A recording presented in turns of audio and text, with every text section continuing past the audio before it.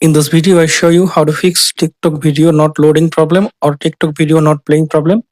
For fixing this problem, go to settings, then go to apps, then go to see all apps. Now search TikTok. Now click on TikTok. Click on force stop. Now click on storage and cache. Click on clear storage. Click on delete. Now go to Play Store. Now search TikTok. Click on TikTok. Up to date your TikTok app if available any update version.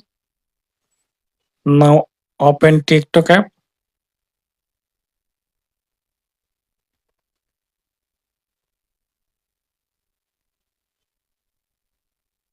Allow permission. Skip. Now I hope that this method fix TikTok video not playing problem or TikTok video not loading problem. Thanks for watching. Don't forget to subscribe.